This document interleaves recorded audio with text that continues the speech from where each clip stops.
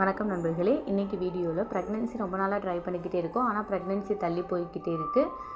அதுக்காக என்ன பண்ணணும், என்ன மாதிரியான ஃபுட் எடுத்துக்கணும், இதில் முக்கியமாக கவனிக்க வேண்டியது எந்தெந்த விஷயத்துங்களும் சரி பண்ணிக்கிட்டால் ப்ரெக்னென்சி பாசிட்டிவ் அப்படின்னு சொல்லி வரும் அப்படின்றத பற்றி தான் இந்த வீடியோவில் பார்க்க போகிறோம்.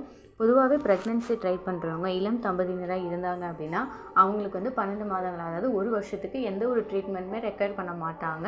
நேச்சுரலாகவே ட்ரை பண்ண சொல்லுவாங்க.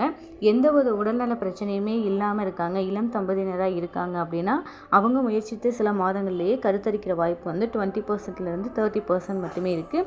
இதே அவங்க 1 இயர் ட்ரை பண்ணாங்க அப்படின்னா 80% கண்டிப்பாக ப்ரெக்னென்சி அவங்களால அச்சீவ் பண்ண முடியும். இதே 30 வயசுக்கு மேலே இருக்காங்க அப்படின்னா இயற்கையாக ஒரு 6 மாதங்கள் மட்டும் தான் ட்ரை பண்ண சொல்லுவாங்க.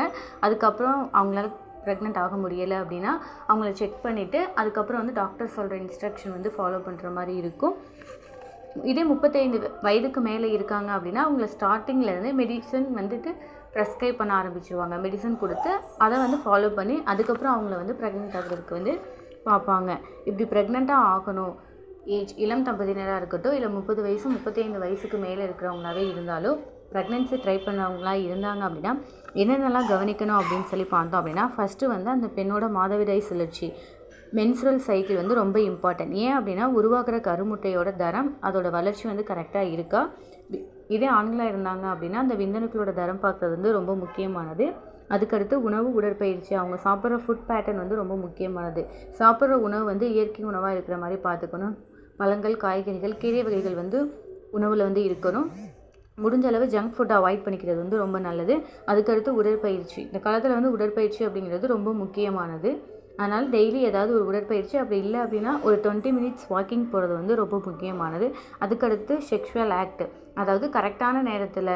இப்போ ஒரு பெண் இருக்காங்க அப்படின்னா அவங்களோட மாதவிடாய் சுழற்சி 28 நாள்லேருந்து 30 நாட்களில் இருக்குது அப்படின்னா அவங்களுக்கு அண்டவெடிப்பு, ஓவுலேஷன் எப்போ இருக்கும் அப்படின்னா 12 நாட்கள்லேருந்து 14 நாட்களுக்குள்ளே இருக்கும். அவங்க என்றைக்கு மாதவிடாய் அவங்களுக்கு வந்ததோ முதல் நாள் பீரியட்ஸ்லேருந்து 12 இல்லை 14 நாட்களில் கருமுட்டை வெளியாகும்.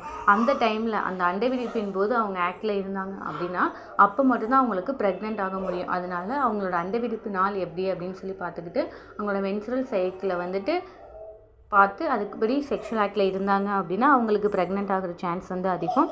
அதுக்கடுத்து வேலை, அவங்க பார்க்குற ஒர்க் ஷெட்யூல் எப்படி அப்படின்னு சொல்லி பார்த்துக்கணும்.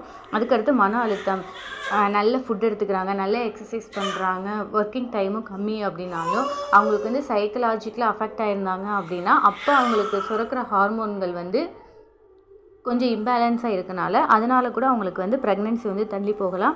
அதுக்கடுத்து உடல் எடை அப்படிங்கிறது ப்ரெக்னென்சியில் ரொம்ப முக்கியமானது. ஏன் அப்படின்னு சொல்லி பார்த்தோம்னா உடல் எடை கரெக்டாக இருக்கவங்களுக்கு மட்டும்தான் 25%லேருந்து 35% வரையுமே சான்ஸே கொஞ்சம் கம்மியாக இருக்கிறதுனால உடல் எடை கரெக்டாக இருக்கணும். அதுக்கடுத்து வேறு ஏதாவது மெடிக்கல் ப்ராப்ளம்ஸ் இருக்கா அப்படின்னு சொல்லி பார்த்துக்கணும். என்ன அப்படின்னா ஒரு சிலருக்கு தைராய்டு இருக்கும், ஒரு சிலருக்கு நீரிழிவு நோய் இருக்கும். இதெல்லாம் அவங்க டேப்லெட் எடுத்து கண்ட்ரோலில் வச்சுக்கணும். அப்படி இது எதுவுமே இல்லை அப்படின்னாலும் டாக்டர்கிட்ட ஒரே ஒரு செக்கப் மட்டும் போயிட்டு அவங்களுக்கு விட்டமின் டி குறைபாடு எது இருக்கா அப்படின்னு சொல்லி கேட்டுட்டு விட்டமின் டி அப்படி இல்லைன்னா ஃபோலிக் ஆசிட் சப்ளிமெண்ட் எடுத்துக்கிறது ப்ரெக்னென்சி ட்ரை பண்ணுறவங்களுக்கு ரொம்ப நல்லது.